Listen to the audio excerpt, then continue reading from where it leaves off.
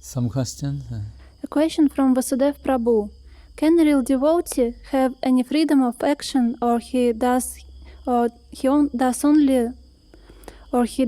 he do only what Krishna wants, like a soldier? When there is order, he acts. When there is no order, he is in a standby mode.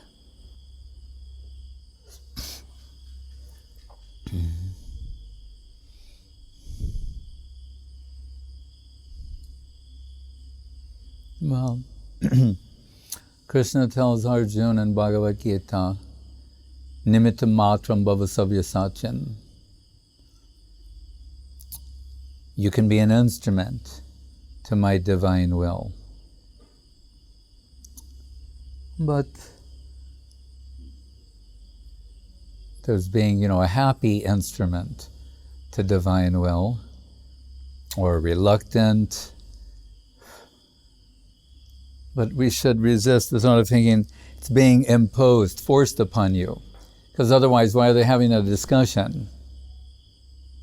If Arjuna doesn't have choice, why is there a Bhagavad Gita? Why all the talk? And all the different things discussed and considered if there's no choice involved? So it comes to the question of free will. And Guru Maharaj put forth an original thought saying, when people think about whether or not anyone possesses free will, particularly theistic people, he said, does Krishna have free will? We say, well, Krishna knows everything, right? He's omniscient. So then he knows everything that's gonna, it's just boring, right? No. Does Krishna have free will? And of course the answer is yes. Janmadyasya yatonvayat itaratascha arteshu abhigya sarat. Sarat means he's independent, and we can use it in this sense to say free. Freedom of movement. Sometimes Guru Maharaj says Raga Bhakti means free love. And by that, just to clarify for the audience, we're not talking about free love as it was conceived in the 60s. I think free love means it's voluntary. So what is it that compels one to give themselves to another? Free agents, those who possess free will, what compels them to give themselves, offer themselves to another? We'll say love, affection, charm, attraction. Srila Jiva Goswami says, Sarva Satguna Vishishta, Bhajaniya Sarva Satguna Vishishta. Bhajan, and Prabhupada mentions this in his Bhagavad Gita purport, really properly means to Krishna. And Jiva Goswami is saying, on account of innumerable, inconceivably charming and attractive qualities, one feels compelled to serve Krishna, to offer themselves in service to Krishna.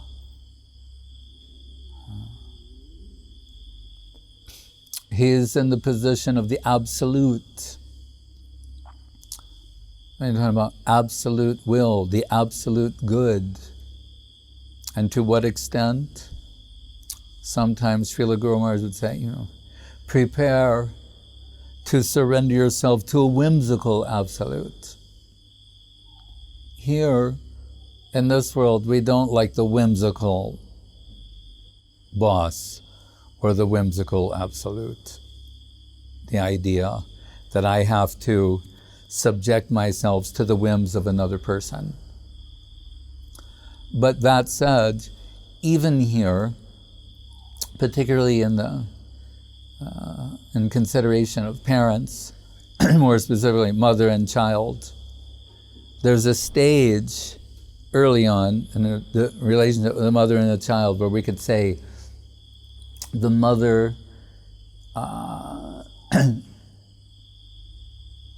is surrendered to this whimsical being. Right? Whatever they do, she has to indulge that. And we see the stereotypes on the baby. The mother puts the food before the baby, and the baby takes the food and throws the food and is laughing. Does that mean they stop feeding the baby? No, they clean everything up, make another plate, put it in front of the baby, and then throw the other way, laughing. Ha ha ha ha. So we'll say, why do they do that? And we'll say, because out of love and affection, they're tolerant, even sometimes they're laughing. Not all the time, but sometimes. Because they realize they're the slaves of this baby. They're supposed to be the adult, the parent, and the baby. What does it mean to offer yourself as a slave to a baby? We could say theoretically, on paper, that's a worrisome proposition, that I'll be a slave to the whims of this little being. Right? But we say, but out of love, affection, and other things, they're being indulged. So in the case of the mother and the baby, we get that. Everyone laughs, smile, can understand it. But what if the being that you're subjected to the whims of is the sweet absolute? It's not any ordinary baby, but is the ultimate baby, the ultimate personality, the personality of Godhead, which Guru Maharaj sometimes calls the sweet absolute. And he's implying he may also be whimsical, but because he's the absolute good. So even his apparent whims are all good. But hearing that, we're suspicious because of our experience here. Think, I don't want anyone to have that kind of power over me. So we're reluctant, we hesitate. But Jiva Goswami is saying that really when you come in connection with Krishna proper, the only truly meaningful response is to offer yourself. But he's the absolute good. When one devotee was inquiring from Srila Guru Maharaj about an expression that he made, that he found puzzling, because Guru Maharaj described Krishna as autocrat, despot, and liar. Now, if you look in the prayer book and the hymnal, this is not conventional praying, right? A way of addressing the Lord. My dear autocrat, despot, liar, I am your humble servant, aspiring humble servant. They said, I don't understand that. Guru Maharaj invoked Hegel, the Hegelian phrase, reality is for itself and by itself, must be. Sometimes in philosophy they use these words, contingent being, necessary being. Anyway, not to get into that, no. But reality is for itself and by itself, must be. The Absolute must exist to fulfill his own purpose. And I think, well, we hope it's something good. He's the Absolute good. You can rest assured it's something good. What is his purpose? Vedanta, and elsewhere described. He is, Anandamayo Bhyasat. By his very nature, he's full of ecstatic joy. It's not that he has to do something to achieve joy or happiness. He is joy and happiness personified to an infinite magnitude. That's good. That's good for us. That the ultimate absolute, who's in control of everything, is by nature ecstatic. He started out ecstatic, and he gets more ecstatic. Right?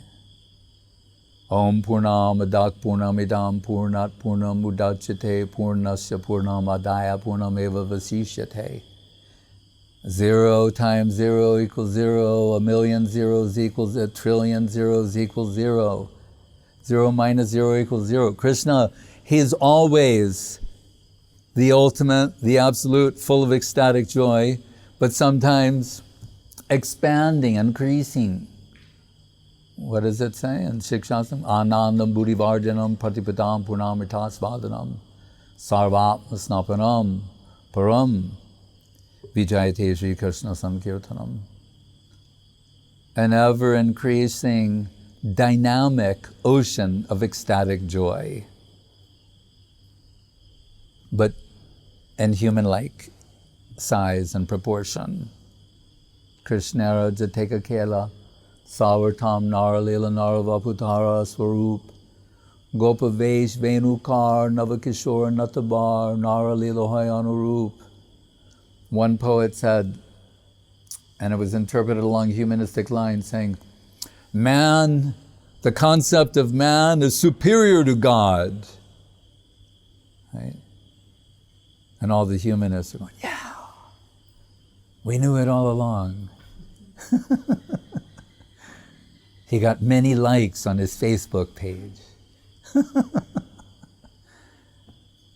But Guru Maharaj said, what is really being said is that the human-like pastimes of divinity are superior to the majestic aspect of divinity that we generally call God.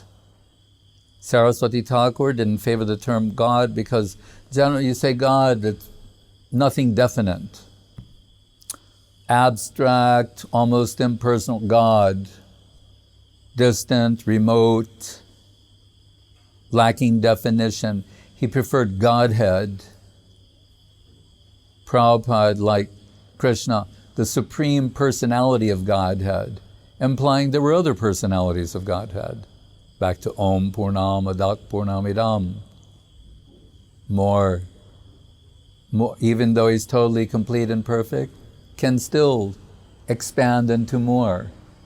Advaitam Achudim Anadim Anantarupam Adyam Purana Purusham Navayovanam Cha. Unlimited expansions. And who is he?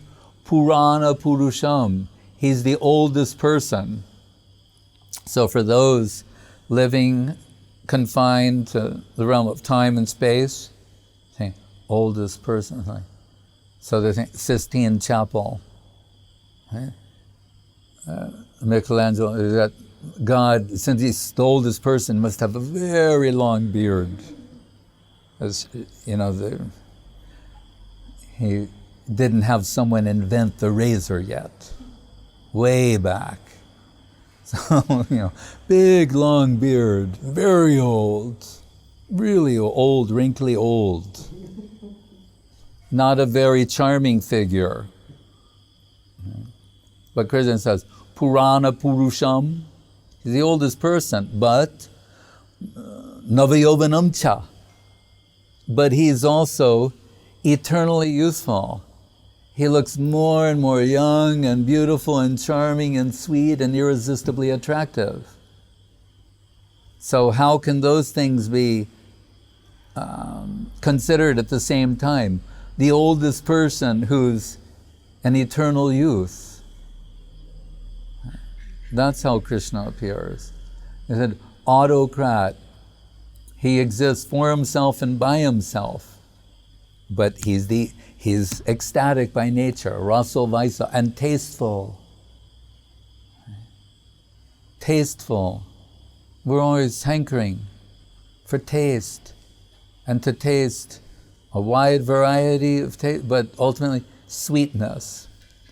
Usually the conclusion of all the tasting, it culminates in sweetness. Same Krishna conception. And so he's tasteful. Punyo gandak prativyam cha. Rasoham apsukonteya. And then, all right, then it's like, all right, I understand. He says for himself and by himself. And that means, includes every, Bhoktaram Yagya Sabasam Sarvaloka Maheshwaram, means he's owning the ultimate enjoyer of everything, including ourselves. Not that you just give something, I'll give a donation. Here's a flower. That's good. But what he wants to self-offering, to offer oneself, and not to the point of self-annihilation. Here we should make a distinction between self-oblivion and self-annihilation. Because sometimes, well, aren't they the same? No, they're not the same. Self-annihilation means extinguishing the self. That's not what surrender is about. Self-oblivion means you're so lost in another. You've lost yourself in another, but you've retained your identity. Just like in this world, what is the kind of love, romantic love, that people are searching for? They want to be totally lost and lose themselves in another person while retaining their identity. Right? That's what self-oblivion is. To become so wholly one with another person, one in will, in spirit, in heart, while retaining one's identity. That's a beautiful thing. That's love. That's actually what everyone is hankering for. And they're not searching for someone to, obtain control, acquire control, and consume to achieve happiness or self-fulfillment or satisfaction. But really, candidly, truly, in the core of our hearts, we're searching for someone who's worthy of offering yourself to.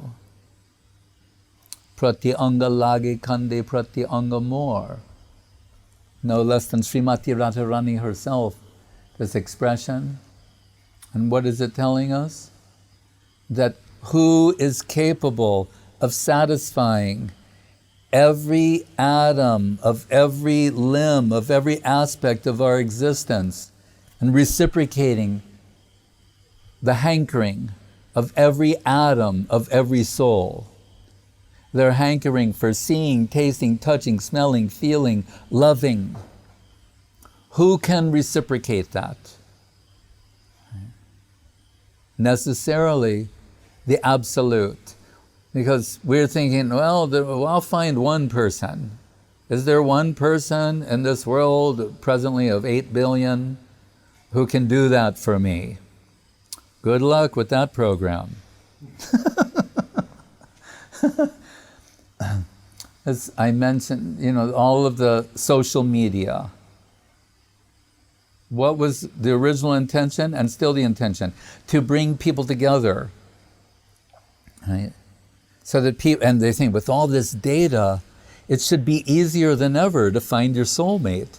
Just, type it in, check off a few boxes, then the robots search all the data of all the people. Maybe I'm not revealing enough data. I'll reveal more and more and more about myself. People who like this person also like this person. This person not available right now, but people who really want it also like this person. It should be easier than ever. We have so much data on everybody. So it should just, soulmate, press a button. It should be that simple, but yet it is not that simple. Because we are entering ideal search criteria. And ideal really is synonymous with the Absolute. Only the Absolute is capable of the type of hankering that we aspire to. But we, as Prabhupada would say, we haven't been properly educated about the personality of Godhead.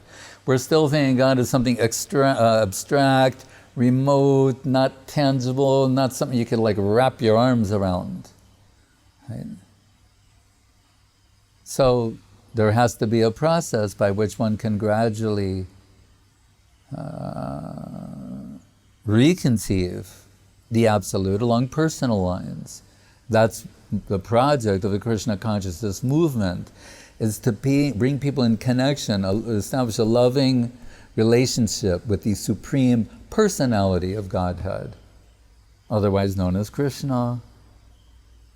So autocrat, as anything but despot?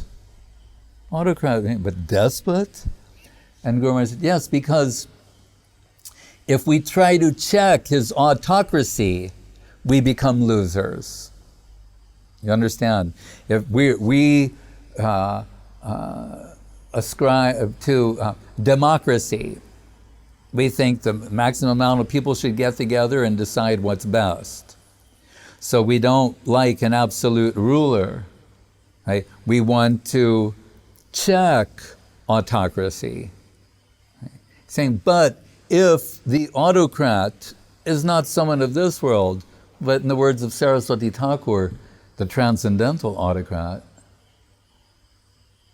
that means the ultimate reality, then if anything from our side were to check him, then we become losers, because he's the ultimate and absolute good. So we're putting a check on his goodness, in a sense. And this is why we are sometimes, not permanently, but sometimes self-condemned, because we ourselves are the problem. As the old 60s comic strip, there was a famous saying in it, and it said, "We have met the enemy, and the enemy is us." Udred atmanatmanam atmanam avasadit atmayava hyatmano bandhur atmayava ripur atmayava ripur. Ripu means enemy, bandhu means friend. So saying your mind can be your best friend or your worst enemy. Okay. As Saraswati Thakur said, the mind in the position of enemy is like an evil guardian, right, who's trying to rob the jiva minor of her wealth. What is her wealth? Serving potential.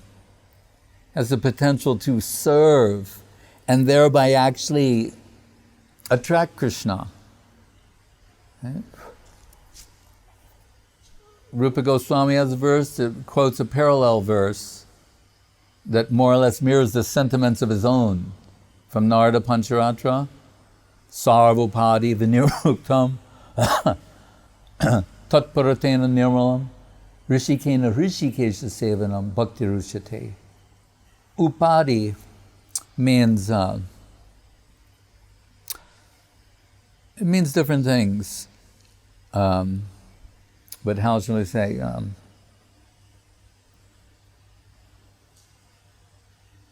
Like notions, misconceptions. You can say it means sometimes translated as designation.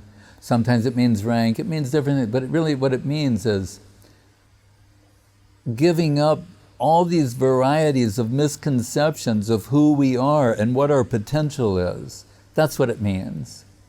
It means giving up humanism. Right? Thinking that by establishing yourself as an absolute center by which everything will be judged, good or bad, desirable, undesirable, like Rousseau, a little. That idea. Whether we're going to hang that on him or not is another thing, but it's not unlike. He said, if I think it's good, it's good. If I don't like it, it's bad. Sounds like a kid on the internet. And he's a great French philosopher, right? He's the great-great-grandfather of the kids on the internet. Right? I rule. If I like it, it's good. That would be true if you were the ultimate and absolute good. But since in all likelihood you are not, it's problematic, because someone's concept of what is good and acceptable overlaps or collides with another, and then you have conflict. Okay. And then you do that many times, multiply that, and you have a world full of conflict. And a world of cultural relativism, where one person, they think this set of moral standards, etc., are okay, these are not okay. And people who believe that are not okay. And then you have so much strife. Right? But the absolute good should not be checked. In this world, we have to check each other, understood. Right? Because someone's happiness may mean another person's suffering.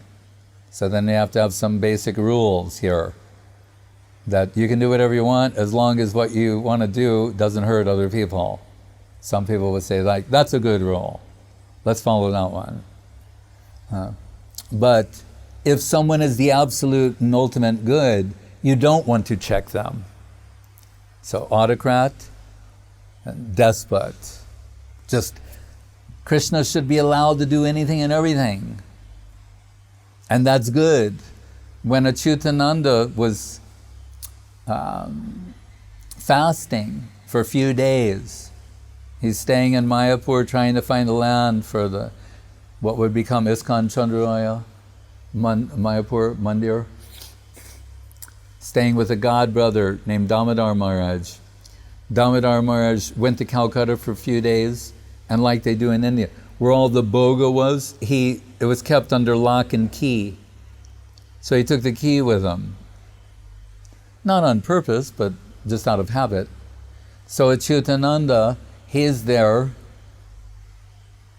One day goes by, there's nothing to eat. He's starving. He's having to fast. Finally, he comes to the Chaitanya Saraswat Mat and informs Srila Govinda Maharaj and Srila Sridhar Maharaj, like, they come to understand he hasn't eaten for a few days. And so they're thinking, as they're giving him prasadam and saying, why didn't you say something? And he said, Krishna is dancing. And Guru Maharaj and Guru, they were very happy to hear that. He's saying, Krishna is dancing. If for his pleasure I had to suffer a little bit, it's okay. He's happy. Is Krishna happy? Krishna is happy? Then I'm happy. So they were pleased to hear this type of advanced devotional sentiment coming from the heart of Achyutananda Maharaj. And Krishna is dancing. Right? The 8th verse of the Shikshastakam. Asli Shiva Parvatam Panastumam Adarshanam Marmatam Karotu Va Yatatata Va Varadatu Lampato Matprana Natastu Sareva Napra. Srimati Radharani is saying, I'm unconditionally in love with Krishna. It's not that if he behaves in a particular way, then I love and I serve Krishna. And if I don't get what I want or things don't go my way, then no love or service to Krishna. Not like that. He's saying, if it pleases Krishna to bring another gopi, then I will go fall at her feet and beg her and take her to Krishna. He's unconditionally my Lord.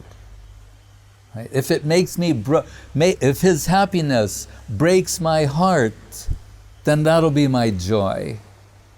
This is a contradictory statement, but nonetheless it is expressed there, and we think, oh, well, who can be like that? She's like that. First, let us establish there is someone who is like that. The leader of the Krishna consciousness movement is like that. She's the greatest devotee of Krishna, and she's expressing this. And everyone else is her servitor, servant's aspiring servitor. Right? We praised Srila Prabhupada the other day for why? Employing this principle.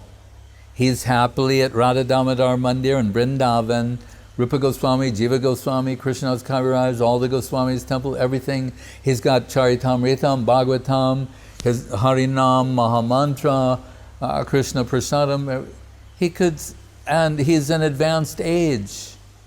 He could say, no one would fault him if he was just doing his bhajan. At this age, I'm going more and more internal, I'm doing my bhajan. No one would fault him.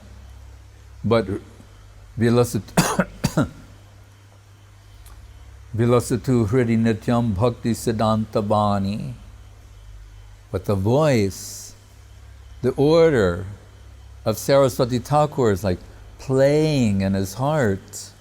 Can't escape the lotus feet of Sri Guru. It's playing in his heart. Saraswati Thakur is saying, you should take Krishna consciousness to the English-speaking countries. So even at that age, he cannot rest. It means some personal sacrifice on his part, but as Bhaktivinoda Thakur says in his songs, that whatever trouble or burden, inconvenience, responsibility comes to one in service, he's saying, that's my joy. I'm happy to be asked. Rather, we should be unhappy or worried if we're not asked. When Srila Gurudev came out of the hospital in Sokel after this major operation, and he wasn't certain that he was going to make it, actually. And he's there and has some kind of a tube and a bag and a this and a that, you know. And there was a very grave atmosphere. And he was saying he did not want to leave the world in the hospital. He'd rather, if he was going to leave the world, he wanted to be at the mat. The deities, the devotees, the kirtan, and that was his concern. And if I'm going, I want to be at the mat.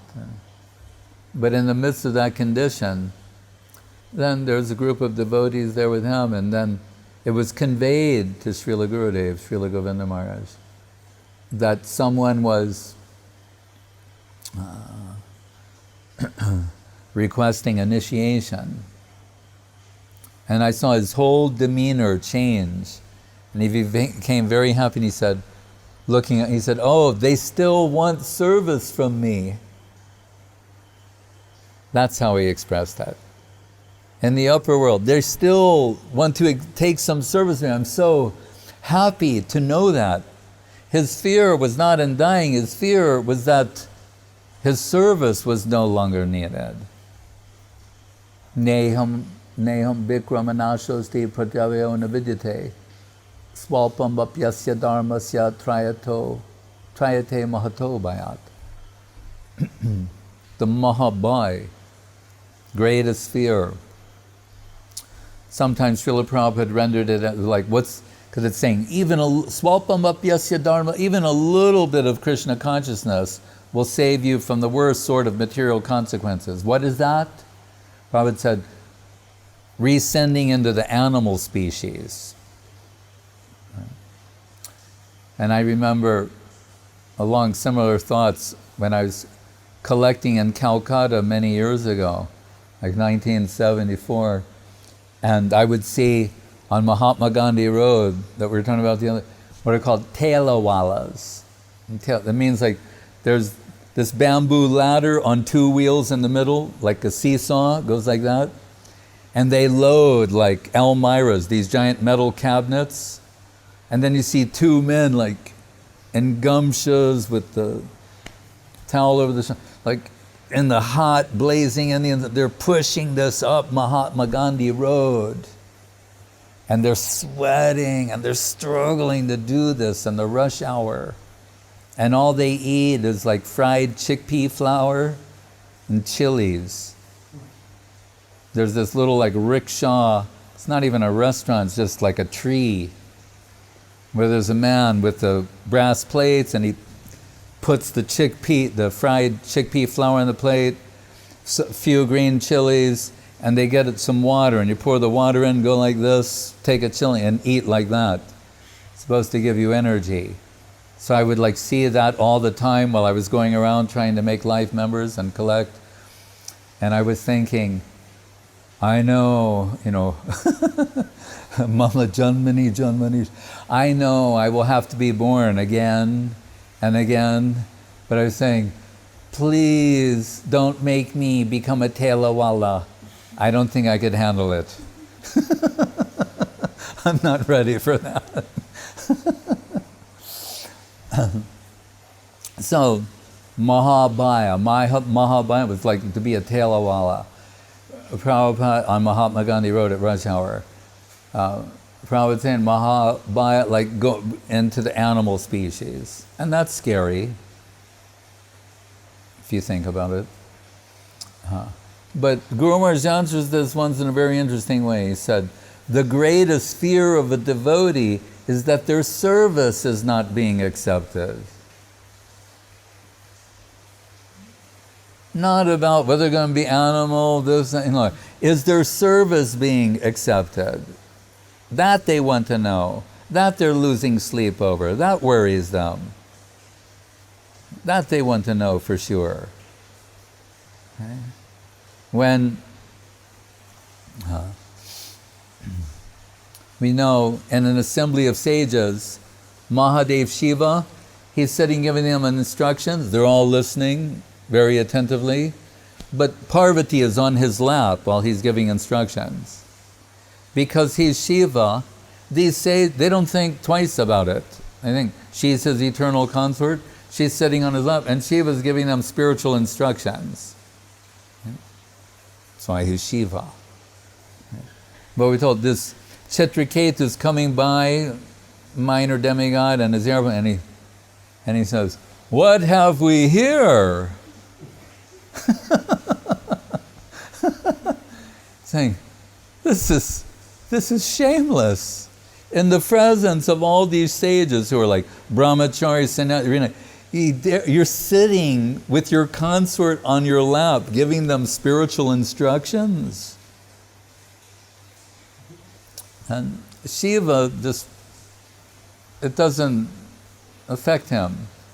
Right? He's Dhira, the way Prabhupada would say it. That Parvati doesn't like it. Saying, who is this guy? And he's insulting my Lord. So he says, you can go to hell now. That's what she said, basically. And then, what does he say? I'm ready to go immediately. And then Shiva turns to everyone, because this is Leela, these are pastimes, he said. What did he say? Narayana parak sarve, nakutasjana bibyati, svarg apavarg narakeshu tulyartha darshina. Narak means hell. He said, just see the devotees of Narayan, Krishna. He doesn't care like heaven or hell. He's like, she's saying, go to hell. He's like, on my way. Their only interest, really, is service to the Lord, whether in a hellish condition, heavenly, that makes it heavenly for them. Without service is hellish. With service, hell is a beautiful place. Right? Like Fleur de Mal. And Saraswati Thakur was contemplating that he will begin his mission, go from Mayapur, because Kirtan Maharaj, Kunja Babu came and said, really, need to take you from Mayapur to Calcutta, which was once the capital of India, believe it or not. He said, that's where the high class people are, and they should hear you. Otherwise, you're here in the jungle of Mayapur, as divine as it is, nobody's coming out here. yet. They would in time. But he said, but now we need to take you into Calcutta for preaching. So Saraswati Thakur thinks, yes, I got a good assistant here. Get me an audience. He said, the audience is in Calcutta. They're ready to go.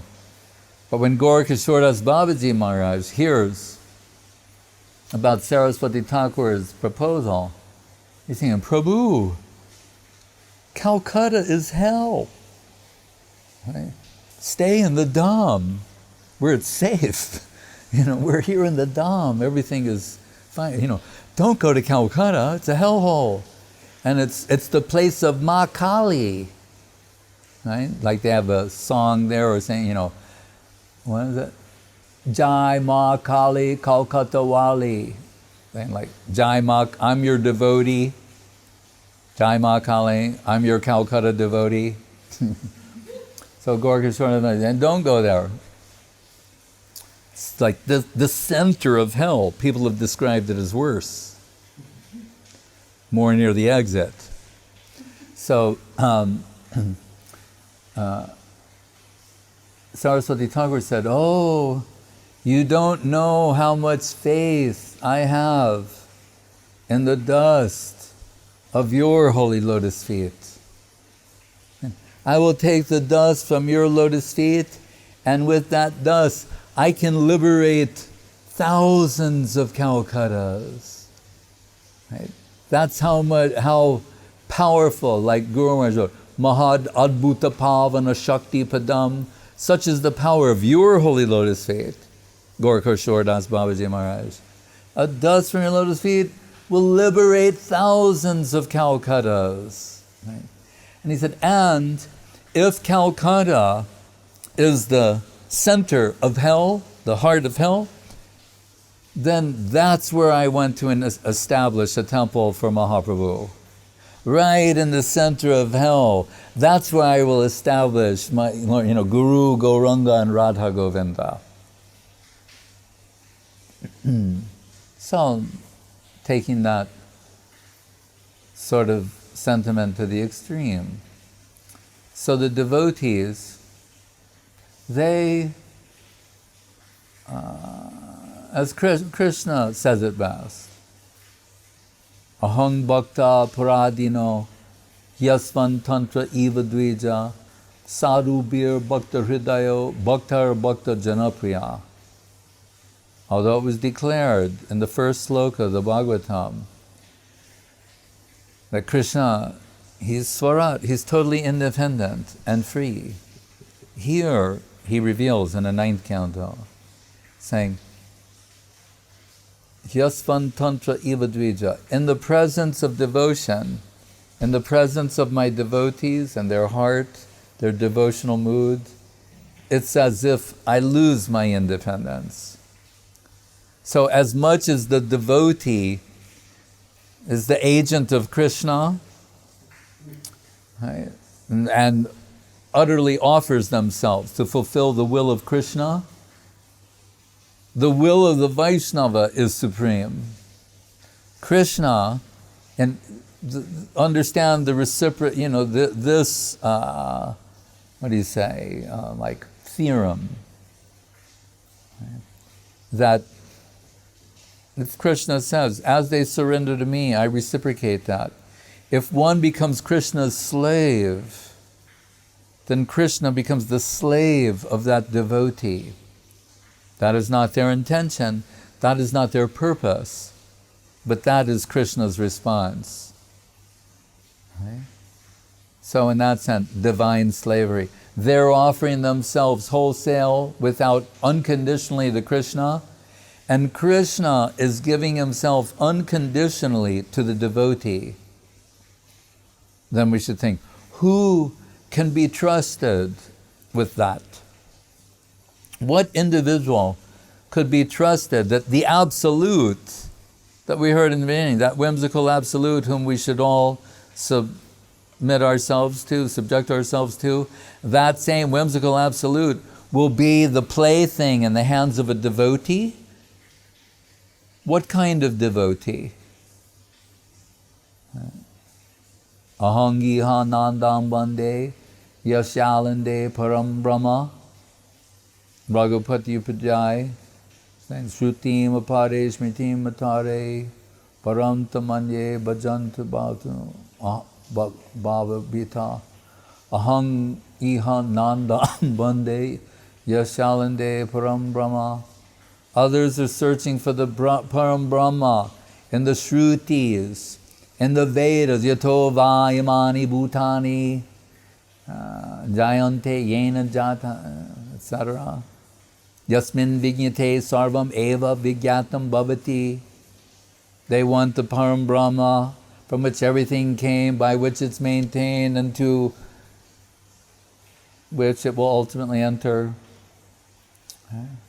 Same thing in the Smriti, and the Mahabharata, everywhere, even in Gita. He's saying, but what I want to know, Ahang Iha Nandam Bande Yasyalande Param Brahma. What did Nanda Maharaj do? That like a plaything, the Lord as a toddler is crawling in his courtyard. Who can be trusted with that? And Pariksit Maharaj take a step further, saying, Nanda Kim Akarod Brahman Sreya Eva Mahodayan Yashodava Mahabhaga Papo Yasta Stanam Hari. Nanda Maharaj has Krishna crawling in the courtyard, but Yashoda's got Krishna on her lap and he's sucking her breast milk. What did they do? What it means, what did they do? They represent Raga Bhakti, spontaneous love and affection from the heart that's not obstructed by anything. Nothing can obstruct that sort of love and devotion. And do they annihilate their personalities? No.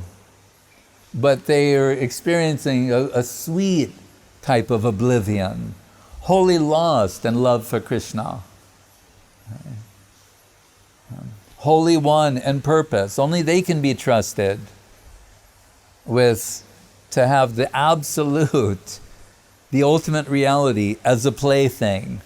Those Braja Gopis in Vrindavan, when they tell Krishna, like, bring that to me.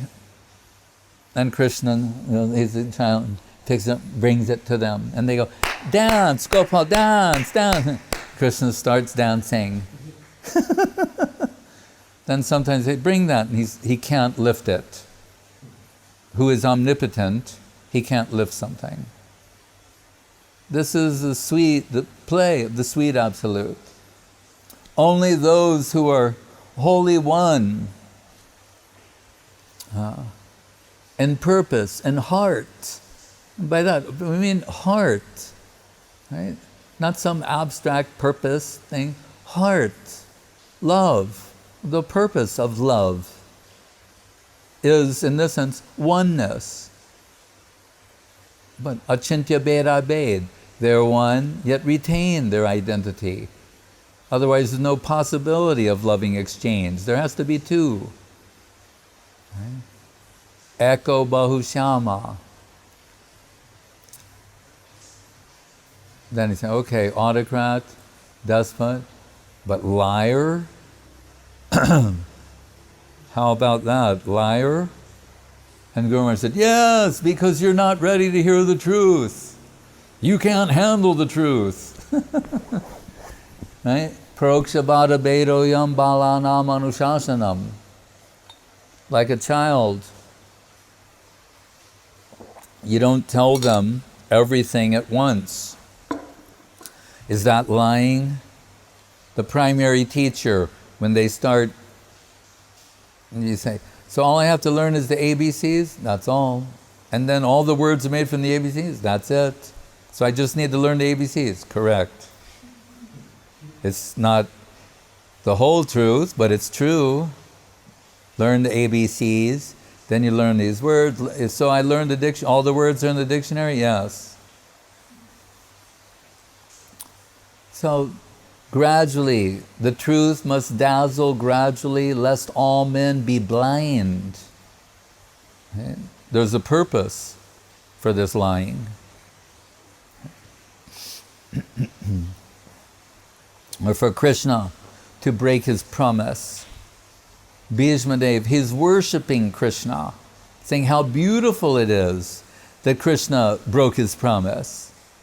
Because he promised, being Krishna and omnipotent, he won't fight in the battle of Kurukshetra. That would be unfair, right? Can't say, like, if you have God on your side, it's a little unfair. So he's saying, I'll just drive Arjun's chariot. Arjun selects Krishna as charioteer. Right? And at one point, we know that Bhishma, the Duryodhana, some others, they're saying, you still have lingering sentiments for the Pandavas, so you're not fighting at full force. That's what their accusation was. You're not fighting, giving us your best, because in your heart, you still have a lot of affection for them. And Bhishma is saying, you see these 5 arrows? Each one for each Pandava. Tomorrow they die.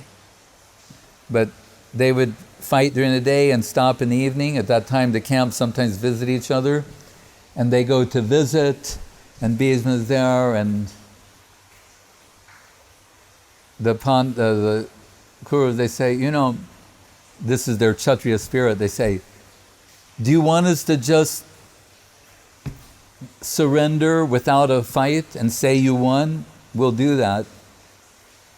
They go, no, that's not why we've come.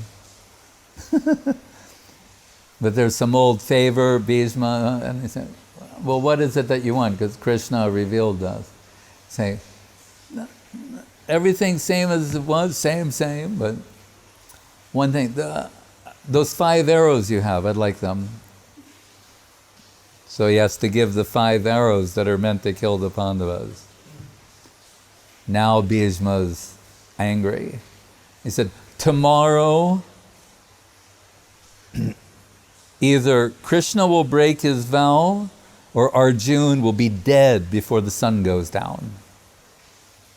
This is my solemn vow. And the next day they're fighting, and it's coming near that time, and Bhishma, he is devastating the chariot of Arjun, it's broken, and he's ready to come, he's going to kill Arjun, for sure. Absolute certainty. And Krishna is so angry that he takes up the broken chariot wheel, like Eka Chakra, and he's coming holding a chariot wheel in his hand, and he's going to kill Bhishma Dev with the chariot wheel. And Bhishma Dev, he's shooting arrows at Krishna, when Krishna's running, he's so angry, his dhoti falls off, and he doesn't stop. And Bhishma's shooting and the arrows are hitting Krishna, and we're told, because of the love of Bhishma Dev, that it feels Krishna like flower garlands, like flowers are hitting his body, and with each arrow, and blood's coming, and arrows, and it's a loving gesture. And when Bhishma looks up, you see Krishna, he's so angry, and he has dust in his hair, rage in his eyes, and he has the chariot wheel. And Bhishma, at the end of his life, he's praying, I just want to have that vision of my Lord, the way he broke his vow to save the life of his devotee. So liar, autocrat, despot, and liar. Even Krishna's lying, breaking his vow, is the ultimate and absolute good, and out of love for his devotee.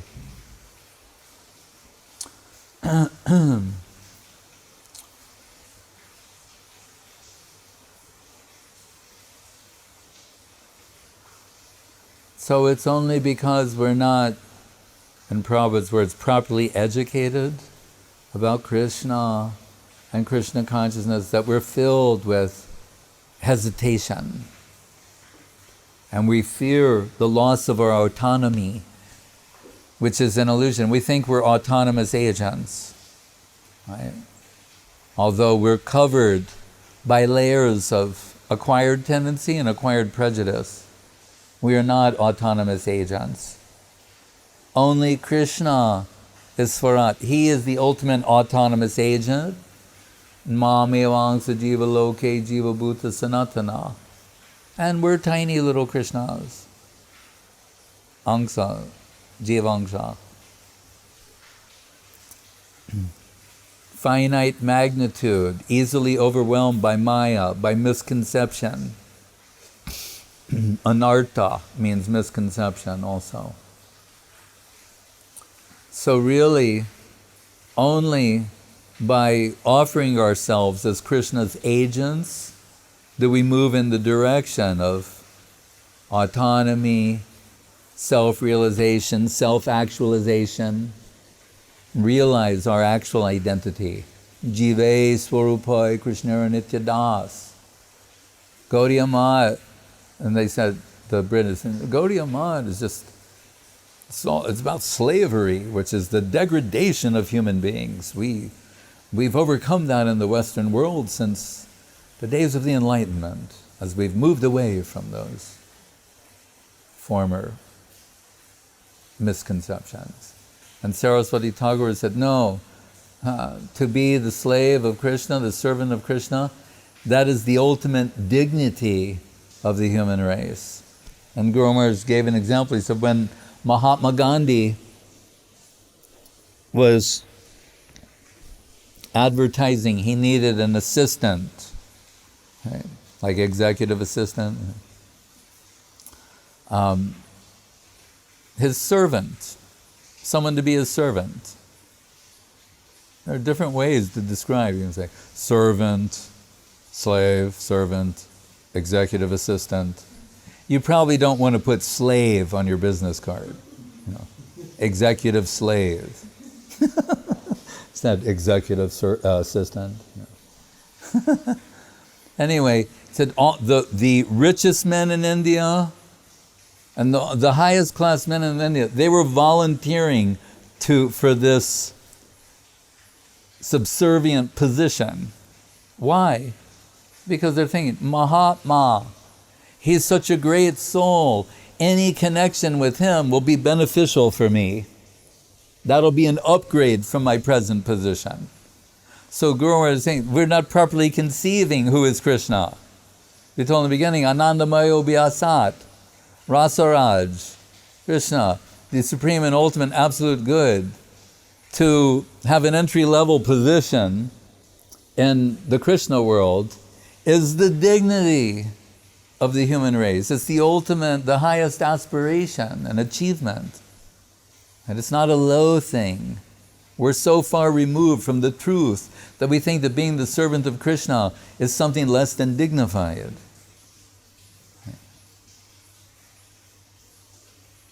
Muktirhatvanyata rupam swarupena vivastiti. So the Bhagavatam announces that mukti proper is when the servitor identity is activated and achieved. Hare Krishna. Is there any other question, more or less, on this topic? At first, Vishak Hadidi from Orsk sends you dandavats and from where? From Orsk. Orsk. Mm-hmm. Okay. And she says that she is missing you a lot and happy to see you. Hare Krishna. I'm happy to be seen by the Orskians. And there is a question from Pavan Krishna. What's the town that's near Orsk? Orenburg? Yes. Right, okay. And the question from Pavan Krishna Prabhu. Yeah. Is it possible to make progress in Krishna consciousness without listening to the transcendental truth? Without listening to the transcendental truth. Without listening to? The transcendental truth. Without listening to the truth? Just by carrying out some duty, some service. Just by doing service, but not listening? Yes. One imagines what kind of service you will do without listening. Say, Prabhu, we need you. No. I'm doing it. I got this. No, I think, no, Sravan, Kirtan, Smaran, etc. Sravan is the beginning. What's the first stage of approaching Guru? Sravan Dasha. Right? That's first. Sravan Dasha, Bharan, etc. But Sravan, everything begins with hearing. Right? What does Arjuna say to Krishna? Karishe vachanam tava. At the end of Bhagavad Gita. Karishe vachanam tava. I heard what you said, and I'm now prepared to do what you want. That's there. Sravan Kirtan, hearing and doing. So, first have to hear properly. And then, so it's very important. Avritir sarva shastranam bodhadabi guriyasi. Guru Maharaj said this puzzled him when he first saw this expression, Vedic expression, saying, more important than understanding is repeated hearing. And that sort of runs contrary to Guru Maharaj's normal ontological method of expression. Right? But he said, but when he came to Gaudiya Math, he understood that. So we understand Krishna's Kaviraj Goswami telling the listeners of Chaitanya Charitamrita, just repeatedly hear these pastimes of Sri Chaitanya Mahaprabhu. Faithfully, continually, and serve them by hearing. And gradually, and by doing other types of seva, gradually they will be revealed in your heart and you'll achieve the lotus feet of Sri Chaitanya Mahaprabhu. We have faith in the statements of Krishnadas Kaviraj Goswami. And at different places he's telling them, just hear this. Because we will think, oh, I don't understand why this pastime and then this and who are these personalities. He's saying, just repeatedly hear these things. And gradually, the importance will be revealed in your heart. We hear the names of so many divine personalities there that we're unfamiliar with, and gradually come to understand something about them and their greatness. Look at Guru Maharaj's song, Sri Sita Dvaitarai Malini Sri Vasudhara Jaya Chandra Shekhara Acharya Jaya Haridas Namacharya.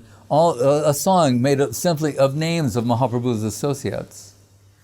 But gradually in time, realize, oh, Sita Advaita, oh, Sita Thakurani, she's the wife of Advaita. Malini Srivasa, oh, Malini, she's the wife of Srivasa.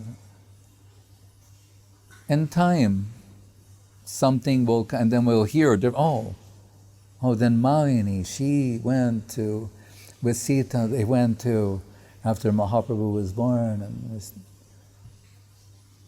and they brought gifts, and they gave the name Nimai. Gradually, by hearing Vedanta, Anavriti Shabdat, by hearing, you become liberated. That's why the famous slok says, Akrishti Kritachetasam Sumanasam Uchtatanam Sang Anghasam Achchandalam Amukaloka Sulabo Bashash Mukni Shriya. No diksham na chasatkriam na purus charjam managikshate mantro yam rasana sprageva palati Sri Krishna namamaka. And it's basically saying, this is so wonderful. Who would not appreciate this but someone who was like deaf or mute? Right? You understand? And interestingly, in Tomsk, we have one lady, like, remember, she took Harinam, she's mute. She cannot speak, but she's chanting in her mind, her heart. But that's what saying in that verse, like, unless that is your condition, then you'll have to appreciate us. So hearing, touch Shrinu, hear from me, Srinvantu Vishay Amritasya Putra. Hear, oh children of nectar. So hearing, Shabda, sound vibration, that's the least aspect. It's the highest aspect in this plane, the least aspect of representation of the spiritual domain. It's very important. May not understand, the finite's trying to comprehend the infinite, right? Achenta kalu ye bhava natang starkena yojayet. Not expected to understand every last detail about the infinite. That's not possible. But by hearing, repeated faithful hearing, right? Shraddhanvato anushranayad atabarnayedyak. Faithful hearing. Then gradually, Krishna will reveal himself in the heart. Hare Krishna. Means seva. Hearing is also service. And then responding to what has been heard is the circuit that completes seva circuit. Hearing, Shravanam Kirtanam. Where my son is all like Shravanam Kirtan, like swimming to make forward progress. Hare Krishna.